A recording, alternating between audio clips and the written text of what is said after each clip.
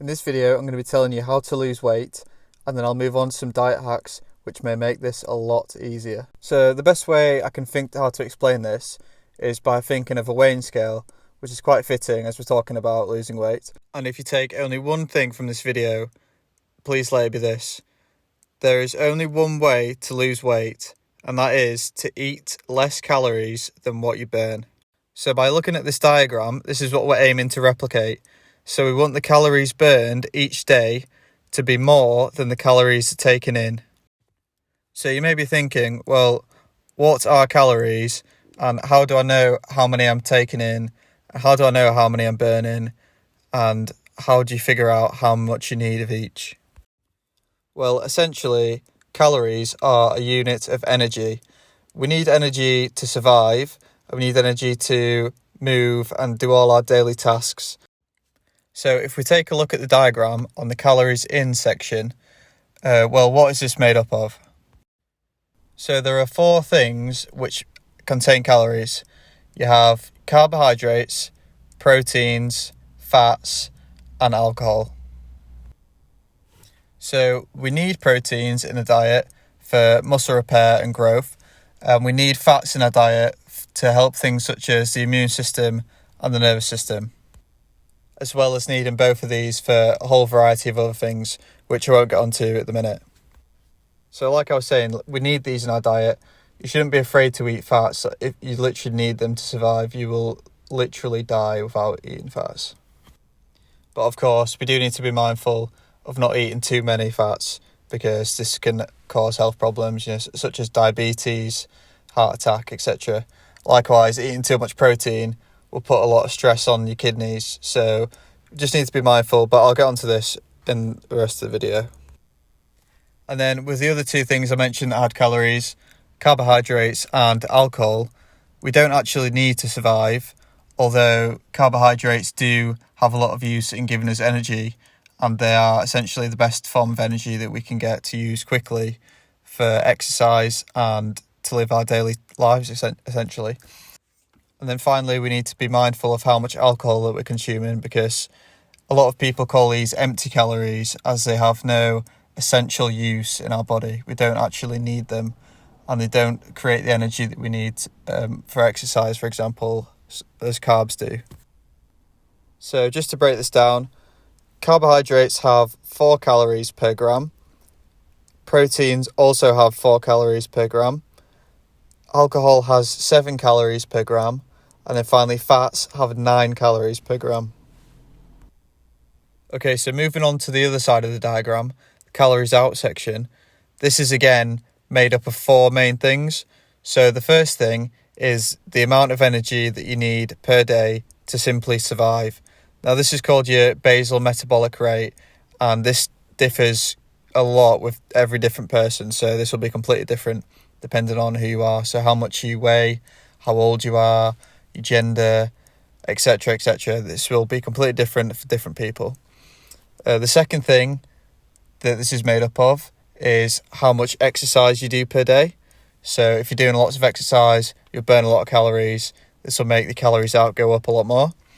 The third thing that counts towards this calories out is the actual energy that it takes to break down and digest the food that you eat. So essentially, the more you eat, the more energy your body needs to break that down, although this will be a small part of the calories out section. And then finally is a thing known as NEAT. So this is essentially your non-exercise activity thermogenesis, or to put simply, the energy that you burn by doing things that aren't classified as exercise throughout the day. So for example, this may include walking up the stairs, or walking to work, or walking around the shops, or gardening, for example. Just everything that isn't exercise, but also you need energy to do. So these things together make the calories out section of the diagram. So now that we know what we need to do, in the fact that we need to burn more calories than what we're taking in per day, we now need to figure out exactly how much that is, or at least have a rough idea of how much that is, so we know how much we need to eat per day and how much we need to exercise, for example, to make sure that we're burning more than what we're taking in. Now, there's a few ways to do this, but the best way that I would start is to go onto Google, as shown here, type in Calorie Calculator, and then click on the first one that comes up. Put your credentials in, so your age, your gender, height, weight, and how much activity you roughly do per week. And then what you want to do is you want to press calculate, so you can figure out roughly how many calories you need to maintain your weight, as shown here. Then what you want to do is you want to create a gradual decrease from this, so around 300 to 500 calories less than this, and that's what you want to start to lose weight. So 3,500 calories underneath your maintenance weight that you eat will burn 1 pound of fat. So for instance, if you eat 500 calories less per day than what your body needs to survive, or to stay the same weight, should I say, then over 7 days that'll be 3,500 calories. And 3,500 calories equates to 1 pound of body fat. So if you eat 500 calories less than your maintenance weight per day in 1 week, you'll lose 1 pound of body fat. So like I was saying, this is a good place to start. It may be worth using Google to use a few of these different calculators and find sort of an average to get a rough idea of what you need, and then simply just trial it out. Try go 3 to 500 underneath your maintenance, what the calculator says, and then if it's not working, if you're not losing weight, then drop the calories down a bit more. And if you notice that you're losing a lot of weight very quickly, it may be worth just increasing the calories just so slightly. Okay, so how do we actually go about tracking how many calories you're eating per day? So probably the easiest way to do this would be to use apps. There's plenty of apps out there that allow you to count your calories. So the best one, in my opinion, is MyFitnessPal. Now, you may have heard this before. I've heard a lot of people recommend to use this for counting your calories. So this app has a lot of different functions. So you'll see here you can add all your different meals in. So essentially all you need to do is just search for the food that you're eating, and then it should come up. Then you click on it. You want to say how much of it you've had. So if you weigh out your food, this will make it a lot easier. You'll be a lot more accurate. And then simply just add it in, and it'll start counting up the foods you eat over the course of the day. So all you need to do now is just eat up to the point of the total that we calculated earlier. So your maintenance minus around 300 to 500. Track it on this app, and then track your weight across every single day, and you'll see the fluctuations in your weight, and you should see a steady decrease in your weight over time. If you eat a 500 calorie deficit, you'll lose a pound each week, and then you'll know if you're losing more than this, then you're in a bigger deficit. So that means you're eating more underneath your calories, and then if you're losing less than this, that means that you're closer to your maintenance than you thought. So you may want to start maybe trying to be a bit more accurate with your tracking, or maybe that means you need to eat less calories than you thought.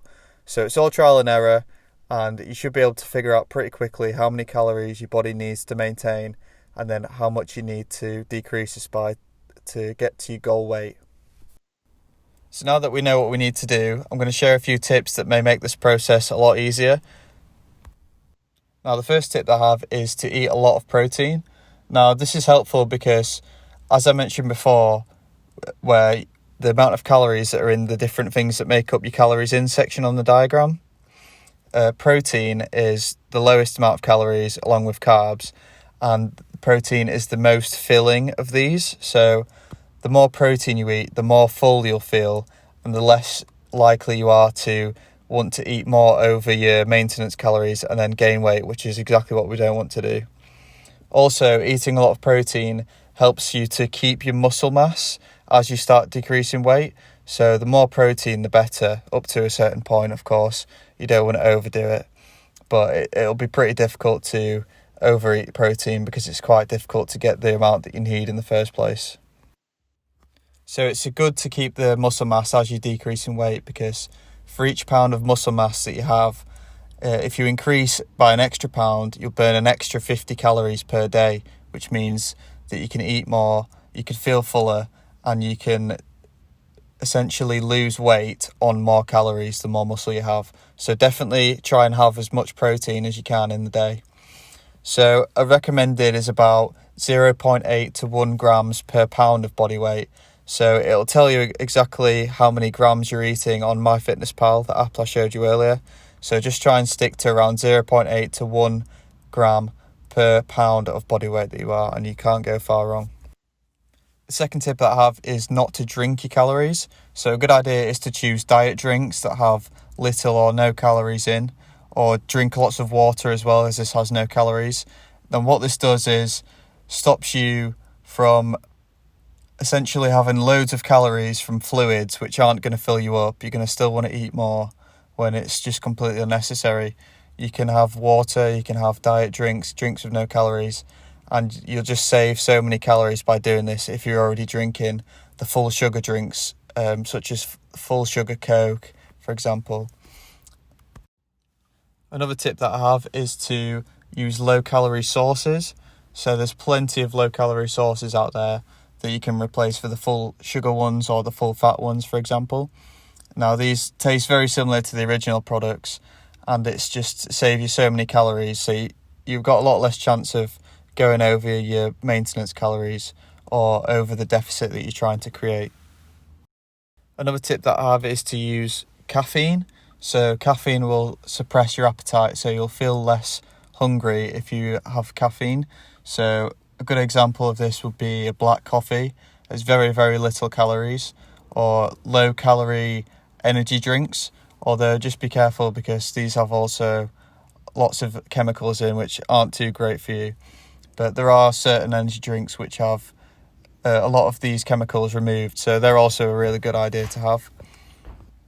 Another tip I have is to substitute some of the things you may already be using. For example, if you use sugar and you add sugar to a lot of your meals or your drinks, for example, it may be worth switching to a sweetener which have a lot less calories, and also switching from high-fat oils to low-calorie sprays in your cooking. So if you're frying, it may be worth using these low-calorie sprays instead, because as I mentioned before, the fats that contribute to your calories in have the most amount of calories, 9 per gram.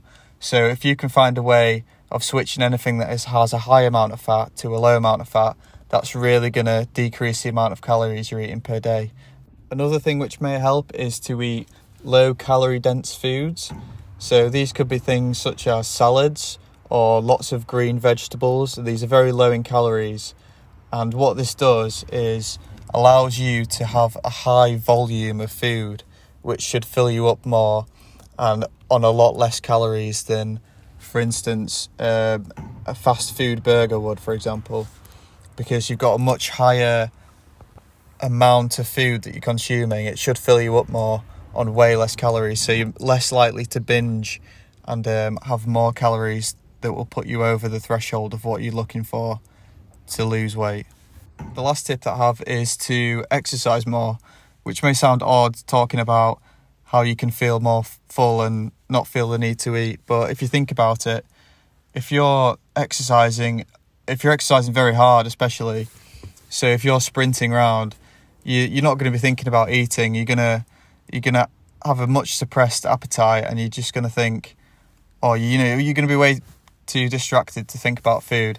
It's going to push your need to want to eat further back, and you're going to have a much greater chance of staying within the calories as well as this of course increases the calories out part of the diagram that I was explaining earlier, which means you've got a much more room to play with. You've got much more calories that you can eat in the day and still be in that deficit that you want to lose weight. So those are my tips that might make this easier. I know this is a lot to take in, so please let me know if you have any questions.